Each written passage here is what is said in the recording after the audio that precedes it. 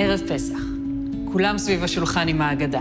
אגדות חגיגיות שעוברות במשפחה מדור לדור, אגדות שקיבלנו עם מוסף החג של העיתון, אגדות שקנינו בחנות הספרים, אפילו כאלה אלטרנטיביות מהאינטרנט. אולי הן לא אחידות. כשבאחת יורו על נטילת ידיים, בשנייה יגביאו מצע. אבל דווקא בעידן שבו כל אחד שקוע בסלולרי שלו, עם התכנים שלו, חשוב לזכור שההגדה תמיד הייתה נקודת מפגש ייחודית של מסורת, מציאות פוליטית, תרבות ואומנות.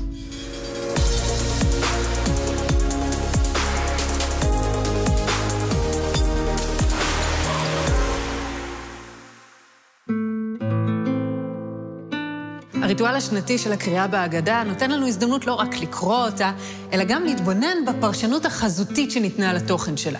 במהלך השנים קיבלה ההגדה אינספור גרסאות ופירושים. ההגדה בנוסח המוכר לנו היום מורכבת מקובץ של מדרשים, פרקי מקרא, משניות, ברכות, תפילות וגם פיוטים שהוצבו יחד במשך מאות שנים. ובימי הביניים נוספו עליהם עוד פיוטים.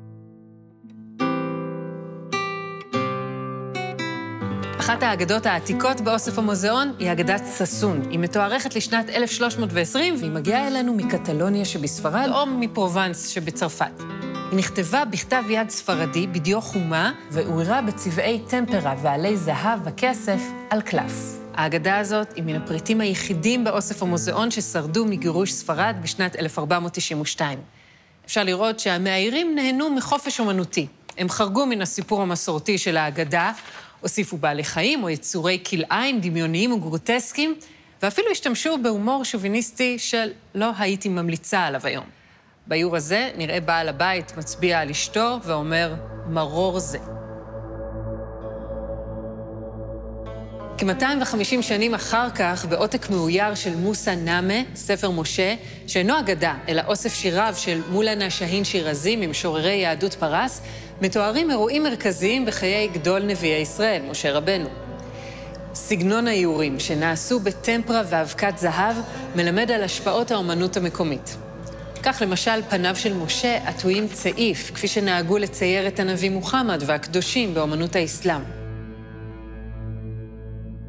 אבל יצירות אומנות לא מושפעות רק מסגנון מקומי, אלא גם מרוח הקדמה והמודרנה. שנת 1908, קהיר מצרים. חמי בכור מאייר אגדה צבעונית המשלבת מסורת וקדמה. איורים מחיי היום-יום של עבודת אדמה והכנות לסדר, ברקע סביבה מודרנית, נורות חשמל וארכיטקטורה מתקדמת. מה שמייחד את האגדה הזאת הוא איור של אישה מנגנת בפסנתר, והכיתוב, מוכר הפיאנו מרדכי חמי. זו חתימתו של האומן שהיה בנו של מוכר פסנתרים מפורסם בקהיר. אז ראינו השפעות אומנותיות ואת השפעות הקדמה. האם גם אירועים היסטוריים השפיעו על צורת האגדות? באיוריו של האומן אלי סיצקי עברנו ממצרים הפרעונית למונרכיה הרוסית, והמהפכה הבולשביקית היא נס הגאולה. מלאך המוות נושא כתר של צר שעומד לאבד את כוחו, והאור הבוקע מאחורי יד אלוהים האיתנה המחזיקה סכין מרמז לדימויים מהפכניים שהיו פופולריים באותה תקופה. סוציאליזם כגאולה. ואם כבר ערכים סוציאליסטיים, באיור של בלינט מהאגדה הישראלית משנות ה-50, מצוירים איש ואישה שמסירים בידיהם את גדרות התיל, המסמלים את השואה ואת מחנות העקורים, ומולם חלוצים שעסוקים בבניין הארץ והפרחתה.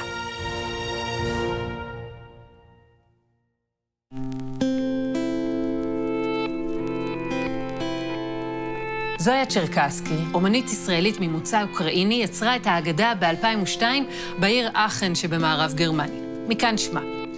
זאת אגדה שהיא מפגש מרהיב של זהויות ותרבויות, מסורת ומודרנה, ציטוטים ומחוות. זויה עלתה מקייב לישראל בעלייה הגדולה של שנות ה-90, והיא משלבת את הנופים של ילדותה בתכנים ציוניים. אותיות האופייניות לכתב יד אשכנזי מימי הביניים, עם ביטויים גיאומטריים מהאוונגרד הרוסי, כגון ריבועים באדום ושחור המסמלים את מכות הדם והחושך, ומשולשים המסמלים את הפירמידות במצרים. המפגש החזותי העשיר הזה מתאר זהות אישית מורכבת ועשירה, כזאת שנשארת קרועה בין עולמות, כמעט כמו כל מי שהושלך לכור ההיתוך הישראלי. הטקסט של ההגדה אולי נחתם לפני יותר מ1,000 שנה. אבל הביטוי החזותי שלה השתנה כל הזמן, והוא משקף הלך רוח תרבותי, חברתי, פוליטי, אפילו כלכלי של התקופה. עכשיו רק נשאר לשאול איך תראה ההגדה של המאה ה-22.